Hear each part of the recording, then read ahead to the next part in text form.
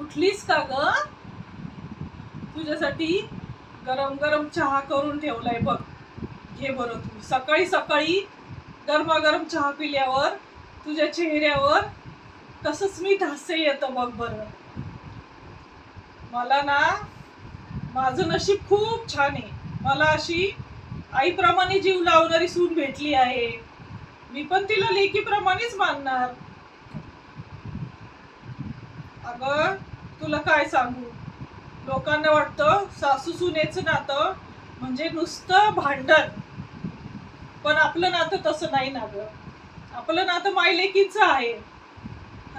तुझ्यासाठी खास तुला आवडतो म्हणून गोडाचा शिरा करून ठेवलाय बरं का. आणि तुला आवडतो म्हणून खूप मस्त पैकी जास्त तूप टाकले. खा बरं का बाळ येतो. हा, आठवणीने पोटभर खा. हा,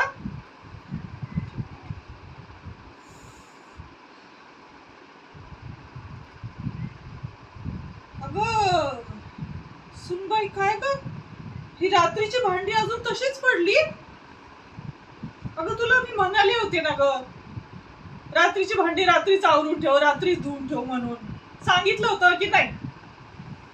काय खरं नाही ग तुझं. मुलखाची आळशी तू. तुला सुनेची जबाबदारी घ्यायला नको. आता सुनेची आता तू घरची सून आहेस, तुला कळायला नको का? सर्व काम व्यवस्थित आवरून ठेवायचं, स्वयंपाकघर व्यवस्थित आवरून ठेवायचं. आता माझी कंबर दुखते, आता मीच करू का ग हे? तू सांग. माझ्यासारखे म्हातारीला होणार आहे काही ही कामं भराभरा आवरायला? बस झालं. तुला काहीही बोललं ना की तुझ्या चेहऱ्यावर लगेच 12 वाजतात. लगेच चेहरा उतरतो बाई तुझा, लगेच रडवेला होतो. काय बोलले ग असे मी तुला?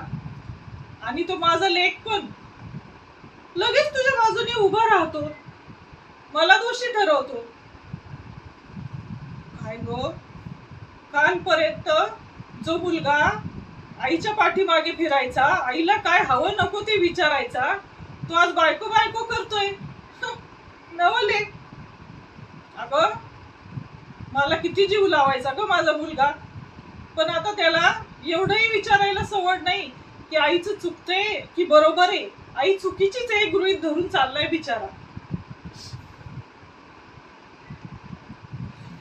खरंच एवढी वाईट आहे का ग मी? तुमच्या भल्यासाठीच बोलते ना, तुम्हाला शिस्त लागावी म्हणून बोलत असते ना. आयुष्यभर काबाड कष्ट केले ग मी. अगदी संसारात काडी काडी वेचून संसार केला. गरिबीतून मुलांना शिकवलं, मोठं केलं. आणि काय, आजकालच्या तुम्हा मुलींना जबाबदाऱ्याच घ्यायला नको. जरा काही बोलायला गेलं की तुम्ही रडवेले होतात, नाराज होतात. हा, असं नाही चालत बाई. असं संसार नाही करता येत.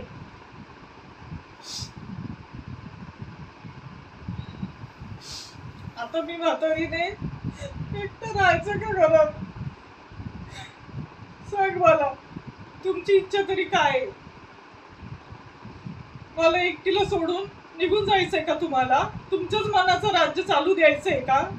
मला एकदा मला स्पष्टपणे सांगा प्लीज प्लीज. मी तेवढी मनाची तयारी ठेवलीये. तुमच्या भल्यासाठीच करते ना ग मी. ठीक आहे, तुमची मर्जी.